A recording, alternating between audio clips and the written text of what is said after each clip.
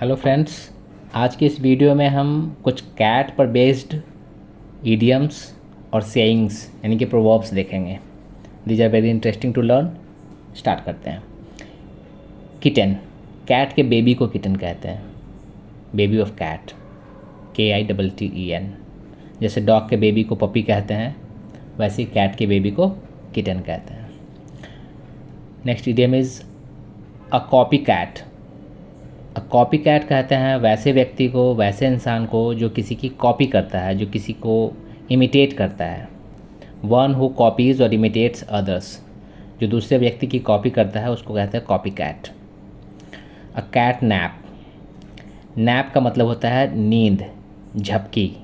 जब हमें बैठे बैठे कहीं बस में थोड़ी देर के लिए नींद आ जाती है, या ट्रेन में नींद आ जाती है, या ऑफिस में कभी लंच के बाद कभी हम 1-2 मिनट की नैप ले लेते हैं, ठीक है, that is called short nap. उसी को कहते हैं अ कैट नैप, झपकी मारना। जैसे चौकीदार बैठा हुआ है, वो कभी कभी झपकी मार देता है, उसको नींद आ जाती है 2 मिनट 5 मिनट के लिए, उसको कहते हैं a cat nap. A hell cat. Hell का मतलब नर्क होता है, नर्क। हेवन का मतलब स्वर्ग होता है।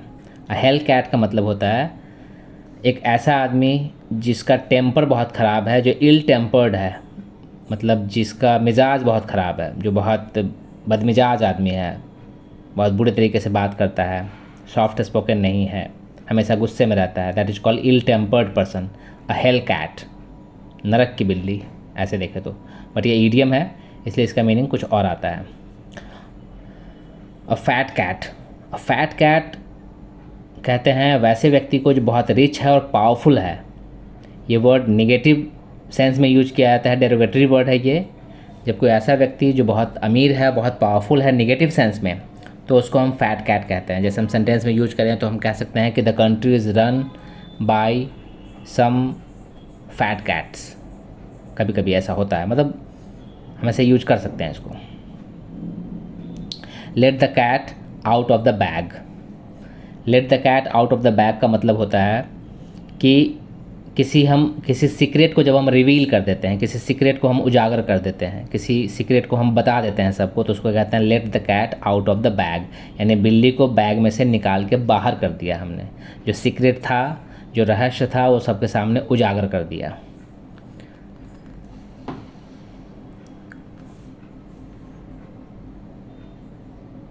To bell the cat, sorry, to cat got your tongue. Cat got your tongue हम तब कहते हैं जब हम किसी को बार बार कुछ कहने के लिए, कुछ बोलने के लिए, जवाब देने के लिए कह रहे हो और वो कुछ बोल नहीं रहा है, तो हम कहते हैं कि क्या तुम्हारा जुबान है या नहीं है, जुबान है कि नहीं, है ना। तो क्या बिल्ली ने तुम्हारे टंग को खा लिया है क्या? कैट गॉट योर टंग, बिल्ली ने तुम्हारे जीभ को, तुम्हारे टंग को खा लिया है, ठीक है। तो ऐसे डांट के किसी को कहते हैं हम कि बोलते क्यों नहीं हो भाई, जवाब दो। तो cat got your tongue idiom का ऐसे यूज होता है। To bell the cat. To bell the cat बहुत इंटरेस्टिंग ईडियम है। इसका मतलब होता है खतरा मोल लेना, डेंजर को आगे बढ़ के लेना। कैसे? एक छोटी सी कहानी है इसके पीछे कि एक बार चूहों के बीच में बहुत मंत्रणा हुई, बहुत मीटिंग हुई कि भाई ये बिल्ली आती है और हम लोगों में से किसी न किसी को खा जाती है, बड़ा डेंजर रहता है हर समय। कुछ ऐसा करते हैं कि बिल्ली आए तो हमें पता लग जाए कि कब आ रही है। बहुत मीटिंग हुई उनकी और उन्होंने सबसे जो समझदार चूहा था उसने ये डिसाइड किया, ये बताया, ओपिनियन दिया कि भाई अगर हम बिल्ली के गले में घंटी बांध दें तो बिल्ली जैसे ही आएगी हमें पता लग जाएगा और हम अपने अपने बिल में छिप जाएंगे। लेकिन फिर सवाल ये आया कि बहुत बढ़िया आइडिया है, लेकिन बिल्ली के गले में घंटी कौन बांधेगा? Who will bell the cat? क्योंकि जो बिल्ली के गले में घंटी बांधेगा सबसे पहले बिल्ली उसी को खा जाएगी, ठीक है। तो this is how this idiom has derived. To bell the cat मतलब खतरे को मोल लेना। Look like something that cat dragged in. Look like something that cat dragged in मतलब ऐसा दिखना जैसे बिल्ली किसी चीज़ को खींच के लाई है। ड्रैग का मतलब खींच के लाना होता है, जैसे हम माउस को ड्रैग करते हैं, कर्सर को ड्रैग करते हैं, है ना, किसी पॉइंट पे लाने के लिए कंप्यूटर पर। तो इसका मतलब क्या है? Which looks very untidy and messy, जो बहुत ही गंदा और बहुत बिखरा हुआ दिखता हो। कोई व्यक्ति भी दिख सकता है ऐसा, कोई सामान भी दिख सकता है ऐसा, उसको हम कहते हैं कि he is looking like something that cat dragged in. वो ऐसे दिख रहा है जैसे बिल्ली उसको खींच के लाई है, बड़ा अनटीडी, बड़ा मेसी सा दिख रहा है वो। Like a cat on hot bricks. अब किसी, इसका मतलब होता है बहुत नर्वस होना, बहुत बेचैन होना। Like a cat on hot bricks, किसी बिल्ली को अगर किसी गर्म ईंट पे, ब्रिक्स मतलब ईंट होता है जिससे हम मकान बनाते हैं, और गर्म ईंट है अगर उस पर बिल्ली को खड़ी कर दी जाए तो क्या होगा, वो एक जगह खड़ी नहीं रहेगी, वो हमेशा बेचैन रहेगी, उछलती रहेगी, इधर से उधर भागती रहेगी। तो वैसे अगर कोई व्यक्ति, कोई पर्सन किसी वजह से अगर बहुत नर्वस है, किसी इंटरव्यू की वजह से या किसी टेस्ट की वजह से, जैसे मान लीजिए किसी का ड्राइविंग टेस्ट है, उसको नया नया ड्राइविंग सीखा हो उसने, उसको ड्राइविंग लाइसेंस बनाने के लिए अपना टेस्ट देना पड़ रहा है, तो he is like a cat on hot bricks. जब वो सीट पर बैठा होगा ड्राइविंग सीट पर तो he will feel very nervous. Not have a cat in health chance. Not have a cat in health chance का मतलब होता है कि सफलता का कोई संभावना नहीं होती है। जब सफलता का कोई चांस नहीं होता है किसी चीज़ में तो हम कहते हैं not have a cat in health chance. जैसे अगर हम ऑलरेडी बहुत लेट हो गए हैं, 4 घंटे का सफ़र है और अब 2 घंटा बच रहा है वहाँ पहुँचने के लिए हमें, तो हम कहते हैं कि we can't reach there on time, there is we can't have the cat in health chance. ठीक है।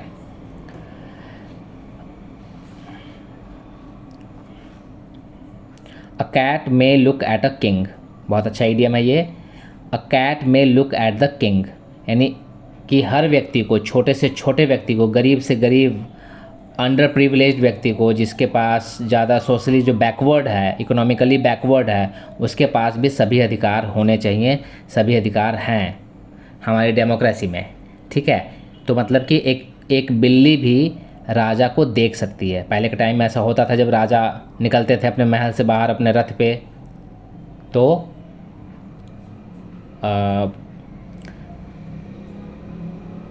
जब राजा अपने महल से बाहर निकलते थे तो लोग अपना अपना सर झुका के खड़े हो जाते थे, कोई उन्हें देख नहीं सकता है ना, ऐसा होता था।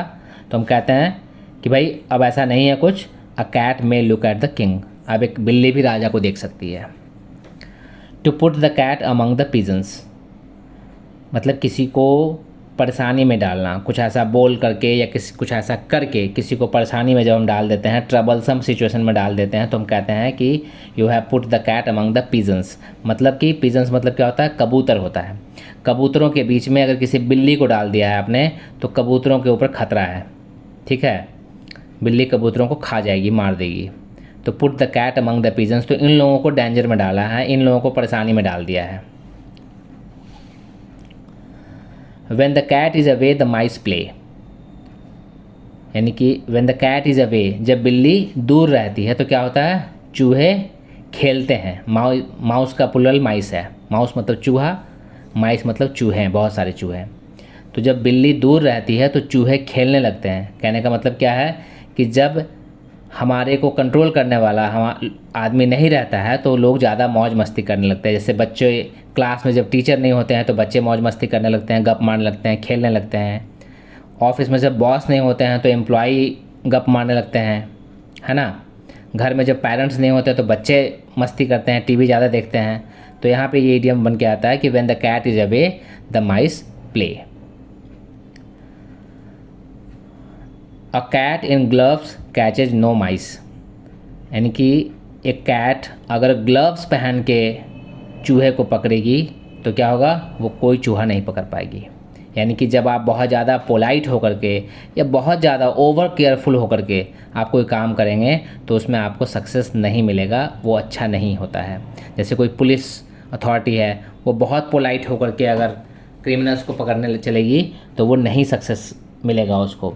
अ cat in gloves catches no mice, gloves पहनकर चूहे नहीं पकड़े जाते हैं। यानी कि बहुत पोलाइट होकर या बहुत केयरफुल होकर के काम नहीं चलेगा।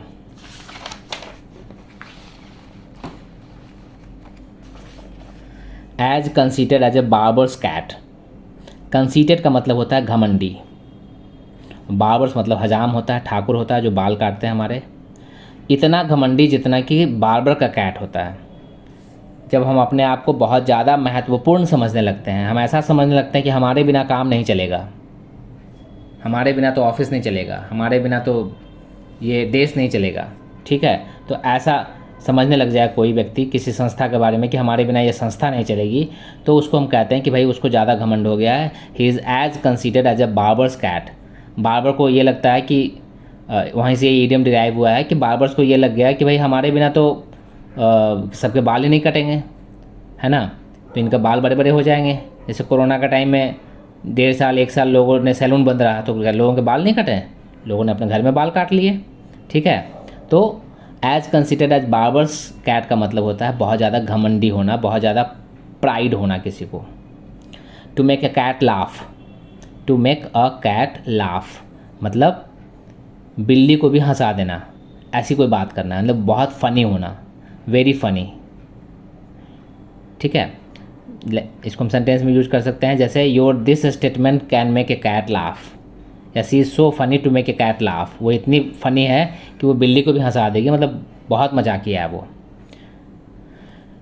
No room to swing a cat, no room to swing a cat का मतलब होता है, स्विंग मतलब घूमना, बॉल स्विंग करती है ना, स्पिनर से, स्पिनर बॉलर के जो बॉल होती है क्रिकेट में वो स्विंग करती है, इन स्विंग आउट स्विंग, तो स्विंग मतलब घूमना होता है। इतना कम जगह होना, रूम का मतलब जगह है यहाँ पे, नो रूम मतलब इतना कम जगह होना कि एक बिल्ली भी ना घूम सके, एक बिल्ली भी टर्न ना ले सके, यू टर्न ना लगा सके। ठीक है, अ कन्फाइंड प्लेस, अ बहुत छोटी जगह, बहुत लिमिटेड जगह, बहुत टाइट कंपार्टमेंट। जैसे किसी ट्रेन में कभी जनरल बॉगी में कंपार्टमेंट देखा होगा आपने, खास करके किसी त्यौहार में, जैसे छठ वगैरह के टाइम में दिल्ली से जो बिहार की ट्रेनें होती हैं उसके जनरल कंपार्टमेंट की हालत देखिए आप, वो क्या होता है, there is no room to swing a cat, वो वाली सिचुएशन होती है उसमें जनरल बॉगीज में। Curiosity killed the cat, curiosity का मतलब होता है उत्सुकता। क्यूरियोसिटी क्या करती है, बिल्ली को मार देती है। यानी कि ये प्रोवर्ब्स कहाँ से आया, it's dangerous to be over curious, to be too curious. बहुत ज़्यादा क्यूरियस होना भी अच्छा नहीं होता। क्यूरियस का मतलब क्या होता है, क्यूरियस से क्यूरियोसिटी बना है, क्यूरियोसिटी नाउन है, क्यूरियस एडजेक्टिव है। क्यूरियोसिटी का मतलब होता है बहुत ज़्यादा उत्सुकता किसी चीज़ को जानने के लिए। तो बहुत ज़्यादा उत्सुकता अच्छी नहीं होती। मतलब मान लो कोई ऐसी चीज़ है जो जानने की ज़रूरत नहीं है, हमारे काम का नहीं है, we have nothing to do with that matter, उसमें भी हम घुस रहे हैं ज़बरदस्ती, तो that can be dangerous for us. It's dangerous to be too curious. और a cat has 9 lives, a cat has 9 lives कहते हैं, ये तब यूज करते हैं जब हम कब करते हैं, to keep managing to get out of dangerous situation without being hurt. जब कोई व्यक्ति बार बार किसी डेंजरस सिचुएशन से बाहर निकल आता है, गेट आउट हो जाता है, बाहर निकल आता है किसी डेंजरस सिचुएशन से, कैसे, विदाउट बीइंग हर्ट, बिना हर्ट हुए, बिना चोट खाए, बिना किसी नुकसान के, तो उसको कहते हैं अ कैट हैज़ 9 लाइफ्स। बिल्ली ऐसा बार बार कर पाती है, बिल्ली के बारे में ऐसा जाना जाता है, ऐसा माना जाता है कि वो 9 जिंदगियां होती हैं उसकी, बार बार वो बच जाती है, गाड़ी के नीचे आएगी तभी बच जाएगी, कहीं से गिर जाएगी तभी बच जाएगी, है ना।